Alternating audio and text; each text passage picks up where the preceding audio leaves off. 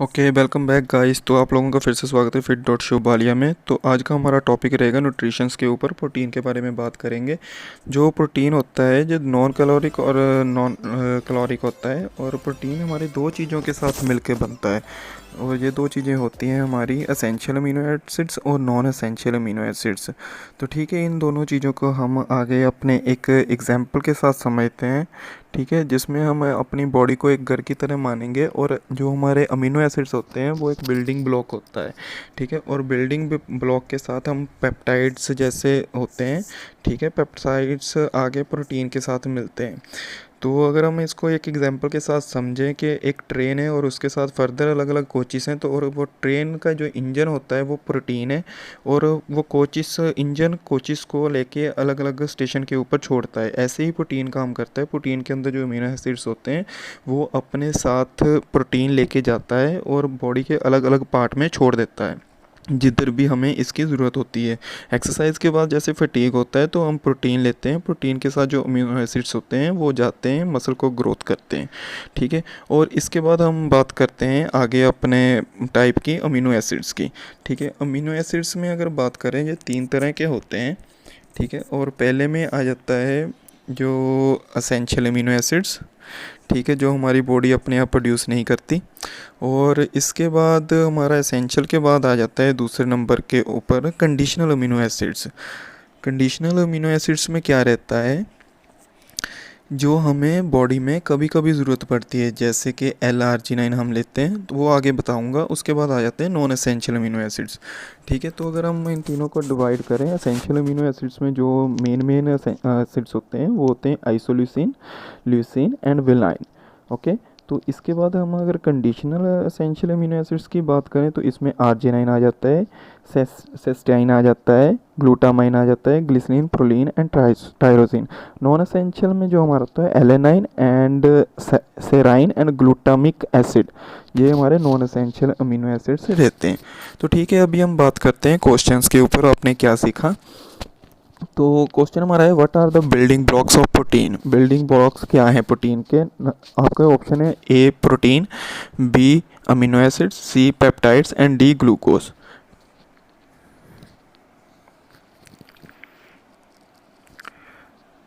तो ठीक है गाइस, होप आप सबने अपना आंसर चूज़ कर लिया होगा। तो इसका सही आंसर है अमीनो एसिड्स। जो अमीनो एसिड्स होते हैं वो हमारे शरीर में बिल्डिंग ब्लॉक का काम करते हैं। ठीक है, और जैसे प्रोटीन इनको अपने साथ कैरी करके लेके जाता है मसल के बीच में छोड़ने के लिए। तो हमारा इसका सही आंसर रहेगा ऑप्शन बी अमीनो एसिड्स। तो ठीक है, इसके बाद हम इसको एक एग्जांपल के साथ समझते हैं। ये एक ह्यूमन बॉडी को आपको दिखा रहा हूँ, और इसके इंटरनल ऑर्गन्स हम देखेंगे। इंटरनल ऑर्गन्स में क्या होता है, जैसे ही हम कोई भी फूड अपना कंज्यूम करते हैं तो ये हमारे बॉडी में छोटे छोटे टुकड़ों में बट जाता है।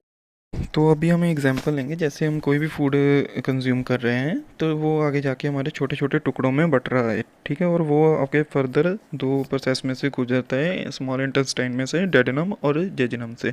और अगर हम बात करें एक्सक्रीटेड फूड की, जो हमारे बॉडी से बाहर निकल जाता है, उसकी जो हमारी परसेंटेज रहती है वो लेस देन 1% रहती है। तो ठीक है, अभी हमारा क्वेश्चन टाइम है। तो हमारा क्वेश्चन रहेगा आपके साथ, what percentage of food remains in your stool.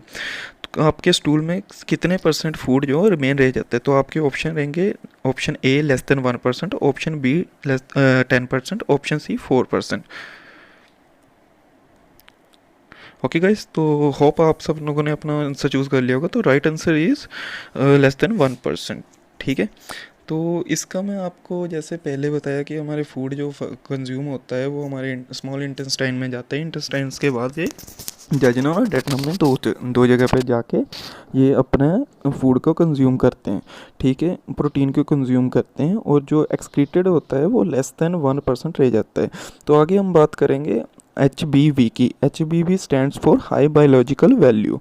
High biological value क्या होता है, जो भी फूड में हमारे ऑल 9 एसेंशियल अमीनो एसिड्स रहते हैं, प्रेजेंट रहते हैं, उसको हम क्या बोलते हैं, हाई बायोलॉजिकल वैल्यू। ठीक है, तो उसके बाद हमारा ये अगर हम बात करें इस ये हमें कहाँ से मिलता है, तो इसमें एनिमल बेस्ड प्रोटीन आते हैं, ठीक है। उसके बाद स्मॉल प्लांट्स भी आते हैं और उसके बाद सोया में भी मिलता है।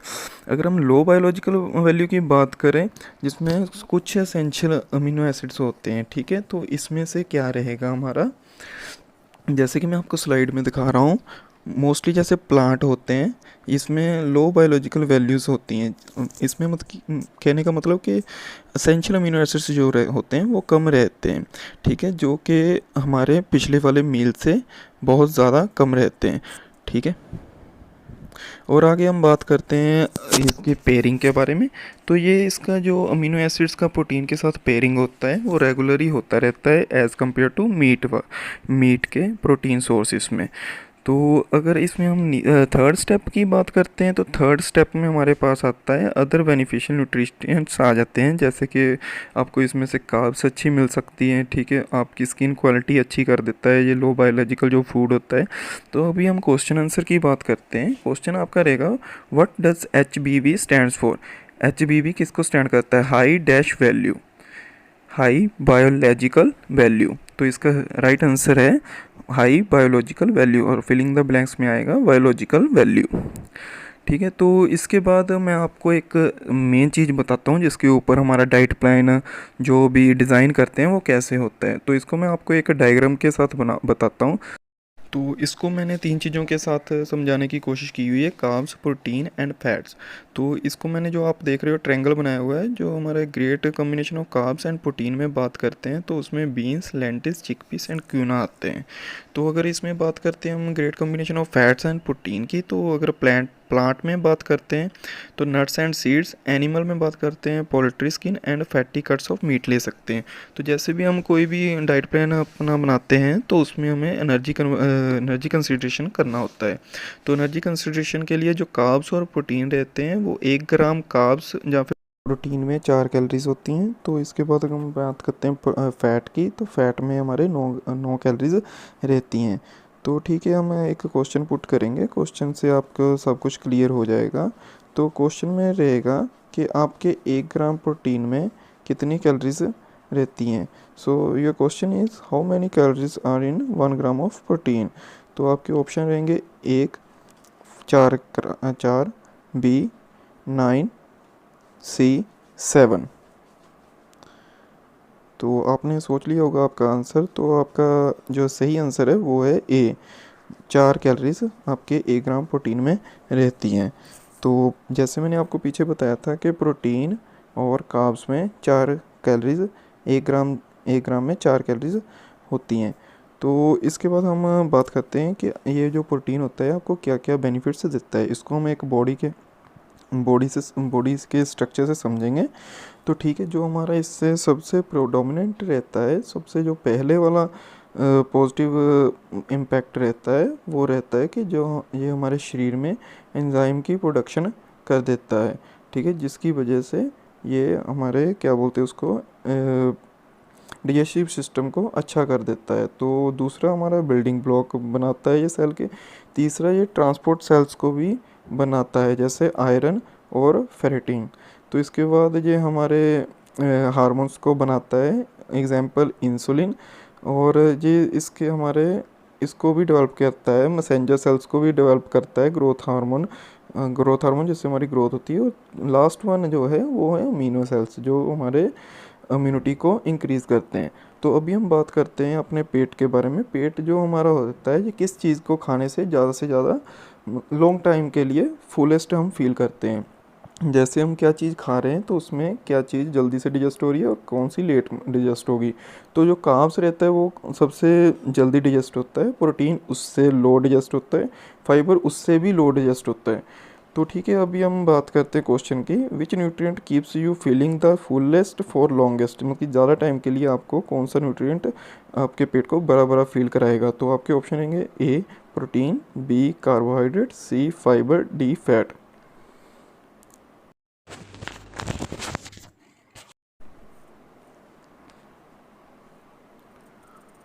तो ठीक है गाइस, होप आपने अपना आंसर चूज़ कर लिया होगा। तो इसका राइट आंसर रहेगा सी फाइबर, तो मैंने आपको बताया था जो फाइबर हैं वो हमारे शरीर में जल्दी डाइजेस्ट नहीं होते, वो लॉन्ग समय के लिए पेट में पड़े रहते हैं, तो इसलिए हम उसकी वजह से अपने पेट को बड़ा बड़ा फील करते हैं। जो कार्ब्स रहती हैं वो सबसे जल्दी डाइजेस्ट होती हैं, प्रोटीन उसके बाद डाइजेस्ट होता है, और फाइबर सबसे लेट डाइजेस्ट होता है। तो इसके बाद हम बात करेंगे अपने मसल ग्रोथ के बारे में कि मसल ग्रोथ कैसे होता है। तो जैसे हम एक्सरसाइज लगा रहे हैं तो हमारे मसल के जो अंदर टिश्यू होते हैं या सेल बोल सकते हैं वो टूट जाते हैं, तो उसके अंदर हम क्या करते हैं, प्रोटीन ब्लॉक्स को भेजते हैं। जैसे ये माइक्रो टीयर होता है तो हम प्रोटीन को भेजते हैं रिपेयर के लिए, तो ये हमारे मसल को ग्रोथ कर देता है। जहाँ से फटीग हुआ हुआ होता है वहाँ से ये मसल को ग्रोथ कर देता है। फॉर एग्जांपल जैसे आपने कोई भी एक्सरसाइज लगाई है तो आपका जो पंप हुआ हुआ होता है वो उसकी वजह से अंदर मसल टूट जाता है। तो आपने कभी फील भी किया होगा कि जब मसल टूटने के बाद नेक्स्ट डे आपका वो ही मसल छोटा दिखाई पड़ता है। तो इसका कारण यही है कि अगर आप उसमें प्रोटीन ब्लॉक्स अच्छे से नहीं भेज रहे तो वो रिकवर नहीं हो सकता। उसके बाद अगर हम बात करते हैं और इसके बारे में, इसके पॉजिटिव इम्पैक्ट के बारे में, तो जो प्रोटीन रहता है वो जो हमारे ग्रीन वेजिस में रहता है, ये हमारे जो बॉडी को डिटॉक्सीफाई करता है। अगर जैसे कोई भी हमारे शरीर में कुछ भी, जैसे बोल सकते हैं आप, कोई भी गंदी चीज़ चलेगी है या फिर जो आपके इंटरनल ऑर्गन्स को हार्म करेगी, तो ये उसको डिटॉक्सीफाई कर देता है। तो इसके बाद हम बात करते हैं जो प्रोटीन होता है ये बोन हेल्थ में भी बहुत अच्छा रहता है। जैसे कि आपने देखा होगा किसी की अगर बाजू टूट जाती है या फिर कोई भी बोन टूट जाती है तो उसको डॉक्टर जो बोलते हैं उसको highly highly protein food recommend करते हैं। तो इसके बाद हमारा आ जाता है जो हमारी इम्यूनिटी होती है ना, उसको बहुत इंक्रीज़ करता है। जैसे ग्रेन्स हम ले लेते हैं तो उसमें प्रोटीन भी होता है, आपको पता है। जैसे ये क्या बोल सकते हैं उसको, किडनी बीन्स में प्रोटीन होता है। तो इसके बाद अगर हम बात करते हैं आयरन की, जो हमारे शरीर के लिए बहुत अच्छे होते हैं। आयन जो होते हैं वो दो तरह के होते हैं, हीम और non heme iron. Animal based food में हीम आयन होता है और प्लांट बेस्ड फूड में नॉन हीम आयन होता है। हीम बेटर अब्जॉर्ब्ड होते हैं। एनिमल बेस्ड जो प्रोटीन नॉन हीम आयन हो जिसमें होता है वो लेस वेल अब्जॉर्ब होते हैं, ठीक है। और नॉन हीम आयन में विटामिन सी की जो अब्जॉर्प्शन होता है वो इंक्रीज़ हो जाता है as compare to heme iron. तो ठीक है guys, this is the difference between heme iron and non heme iron. ये कुछ हमारे लिए ज़्यादा इम्पोर्टेंस नहीं रखता, लेकिन फिर भी ये हमें नॉलेज होनी चाहिए इसके बारे में। Non heme iron vitamin C increase करता है, ठीक है। तो इसके बाद हम बात करेंगे अपने क्वेश्चन के हीम और नॉन हीम आयन के ऊपर, कि वो कौन सा फूड है जो नॉन हीम आयन को हमारे शरीर में अब्जॉर्प्शन की क्षमता को बढ़ा देता है। तो ठीक है, your question is which nutrient can help increase non heme iron absorption. आपके ऑप्शन रहेंगे, option A calcium, option B phytates, option C vitamin C. तो ठीक है गाइस, होप कि आपने अपना आंसर चूज़ कर लिया होगा। तो आपका राइट आंसर है विटामिन सी। जो विटामिन सी रहता है वो आपके शरीर में जो नॉन हीम आयन की बोल सकते हैं कैपेसिटी है ऑब्जॉर्प्शन की, उसको इंक्रीज़ कर देता है। तो ठीक है, इसके बाद हम आगे बढ़ते हैं कि प्रोटीन रिकमेंडेशन कैसे होती है पीपल के लिए, हम जब डाइट प्लान करते हैं। तो प्रोटीन रिकमेंडेशन में जो हमारे पहले नंबर के ऊपर आता है वो आता है कि हम कितने ग्राम प्रोटीन और कितने परसेंट प्रोटीन हम कैलोरीज के हिसाब से ले सकते हैं। तो गाइस आपका 10 to 35% जो आपका कैलोरीज रहता है, 35% कैलोरी एक दिन में जो रहता है उसका 10 to 35% प्रोटीन आप ले सकते हो। या फिर अगर हम एवरेज बात करें तो आप 1 kg के पीछे 1 ग्राम प्रोटीन ले सकते हो। फॉर एग्जांपल अगर आपका वेट 70 kg है तो आपको एक दिन में 70 ग्राम प्रोटीन लेना पड़ेगा। मैं ये एडवांस एथलीट्स की बात नहीं कर रहा, मैं ये नॉर्मल डाइट की बात कर रहा हूँ। जो एडवांस एथलीट होते हैं वो तो क्या बोल सकते हैं उसको 1.5 ग्राम पर पाउंड के हिसाब से लेते हैं, ठीक है। तो अगर हम बात करें इसको आप 3 से 5 बार एक दिन में ले सकते हैं 25-25 ग्राम से, जो नॉर्मल एथलीट होता है। तो इसके बाद अगर हम बात करते हैं कि protein recommendation according to your age factor, then बच्चे से लेकर एक बूढ़े तक आपको कितने प्रोटीन की रिकमेंडेशन होती है वो मैं आपको बताता हूँ, ठीक है। तो जैसे कि आप हमारी अगली स्लाइड में देखेंगे तो मैं आपको उसमें एक बच्चे से लेकर पूरे बूढ़े तक का चार्ट बता रहा हूँ। जो हमारा एक बेबी रहता है वो कम एक्टिव रहता है। जो हमारे यंगस्ट होते हैं उनको ज़्यादा प्रोटीन की ज़रूरत पड़ती है, लेकिन जैसे जैसे लोगों की एज बढ़ती रहती है तो उनको प्रोटीन की आवश्यकता कम होती रहती है। तो ठीक है, मैं अभी आपको प्रोटीन कंसंट्रेशन बताता हूँ कि जो हमारे न्यूली बर्थ बेबी के लिए कितने परसेंट रहता है और यंगस्ट के लिए कितना रहता है और हमारे ओल्ड एज पीपल के लिए कितना रहता है। तो बेबी के लिए हमारा प्रोटीन जो 6 महीने से कम कम की आयु के हैं 9.1 ग्राम प्रोटीन, ठीक है। उनको एक दिन में 9.1 ग्राम प्रोटीन की ज़रूरत रहती है। तो ठीक है, इसके बाद अगर हम बात करते हैं अपने 9 साल से कम बच्चे की, तो जो एक प्लेयर है जो खेल सकता है तो उसके अगर हम बात करते हैं तो उसको रहता है 19 ग्राम प्रोटीन एक दिन का। बस जैसे जैसे एज फैक्टर बढ़ता जाता है तो हमारा 34 ग्राम पर डे प्रोटीन हो जाता है 9 to 13 years old. 14 to 18 years old के लिए 52 ग्राम पर डे और 19 टू 30 ईयर्स ओल्ड के लिए 56 ग्राम पर डे। 31 से आगे हम जैसे जैसे हमारा एज फैक्टर बढ़ता रहता है तो सेम प्रोटीन की रिक्वायरमेंट रहती है 56 ग्राम पर डे। ये एवरेज प्रोटीन रिक्वायरमेंट है। हर बंदे के हिसाब से उसकी बॉडी एक्टिविटीज़ के हिसाब से प्रोटीन की डिज़ाइनिंग अलग अलग हो सकती है। तो गाइस, इसके बाद हम बात करते हैं फीमेल की। जो हमारा न्यूली बॉर्न जैसे बेबी की मैंने पीछे बात की थी, जो 6 महीने से कम है उसके लिए सेम अमाउंट ऑफ प्रोटीन की ज़रूरत होती है 9.1। और 9 साल से कम के लिए 19 ग्राम, 9 से 13 साल के लिए 34 ग्राम और 14 से 18 साल के लिए 46 ग्राम और 19 से जो 30 साल की लेडीज़ रहती हैं उसमें 46 ग्राम पर डे प्रोटीन रहता है। तो इसके बाद जैसे जैसे एज इंक्रीज़ होती रहती है तो प्रोटीन का जो वैल्यू रहता है वो 46 ग्राम पर डे ही रहता है, वो चेंज नहीं होता। ये मैं फिर से एक बार आपको बता रहा हूँ, ये जो भी मैं आपको रिकमेंडेशन दे रहा हूँ ये एवरेज है। हर बंदे की अपने बॉडी की एक्टिविटीज़ के हिसाब से ये प्रोटीन की रिक्वायरमेंट्स चेंज हो जाती हैं, ठीक है। ओके गाइस, इसके बाद मैं आपके एक क्वेश्चन का आंसर देता हूँ कि how many grams of pure protein is in 1 OZ animal protein. एक एनिमल प्रोटीन में कितने ग्राम प्रोटीन रहता है। तो ऑप्शन इसके रहते हैं हमारे 30 ग्राम, 10 ग्राम, 4 ग्राम, 7 ग्राम। तो 30 ग्राम हमारे एनिमल फूड में 7 ग्राम जो रहता है वो प्रोटीन रहता है। इसलिए हम जैसे चिकन खाते हैं 100 ग्राम चिकन में हम अप्रॉक्सीमेटली मार के चलते हैं 30 ग्राम हमारा प्रोटीन रहता है। तो गाइस, इसके बाद इसका सही आंसर रहेगा कि 30 ग्राम चिकन में 7 ग्राम प्रोटीन हमारा होता है। तो इसके बाद गाइस मैं बात करता हूँ अपने आने वाले प्रोटीन के बारे में कि मतलब कि कौन कौन से फूड में हमारा प्रोटीन अच्छा और ज़्यादा मिल सकता है। तो जिसमें एनिमल प्रोटीन में आपका आ जाता है, डेयरी प्रोटीन में आ जाता है, तो प्लांट बेस्ड प्रोटीन आ जाता है, ठीक है। इसमें जो एनिमल प्रोटीन रहेगा, एनिमल प्रोटीन में मीन्स जैसे लीन मीट्स हो गया, ठीक है। इसके बाद पोल्ट्री हो गया, फ़िश हो गया, शेल फिश हो गया, एग्स हो गया, ये हमारे सारे एनिमल प्रोटीन में आते हैं।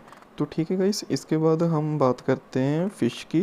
फ़िश जो हमारी रहती है वो दो तरह में रहती है, एक तो ऑयली फ़िश होती है और दूसरी जो रहती है वो रहती है वाइट फ़िश, ठीक है। जिसमें हमारे वाइट फ़िश की अगर हम बात करते हैं तो वाइट फ़िश में हमारी फर्दर कैटेगरी मिल जाती हैं कॉड, हैडॉक, बेसा, ठीक है। फ़िश में जैसे salmon, mackerel, trout, pilchard and sardine रहते हैं, ठीक है। ये जो दोनों प्रकार की हमारी ऑयल फिश रहती हैं, इन दोनों में क्या, ये दोनों ही हाई बायोलॉजिकल वैल्यू कंटेन करती हैं, लेकिन इसके साथ साथ ये सैचुरेटेड जो फैट रहती है उसको ये कम रखती हैं। ओके गाइस, तो अभी हम थोड़ा रिकैप करते हैं कि आज हम लोगों ने क्या क्या देखा है। तो अभी इसमें हम देख सकते हैं कि प्रोटीन जो है, प्रोटीन हमारे बिल्डिंग ब्लॉक का काम करता है, ठीक है। इसमें इंपॉर्टेंट कंपोनेंट जैसे कि पेप्टाइड्स और अमीनो एसिड्स है। इसके बाद जो हमारे पेट को फुल फील कराता है वो फाइबर रहता है, ठीक है। उसके बाद अमीनो एसिड जो होते हैं वो हमें अलग अलग डाइट से कंज्यूम करने चाहिए। तो इसका लास्ट और मेजर जो हमारा था कि हमें जो प्रोटीन लेना चाहिए वो प्लांट से, ग्रीन प्लांट से लेना चाहिए, रदर देन जो हम प्रोटीन लेते हैं प्रोसेस्ड मीट से।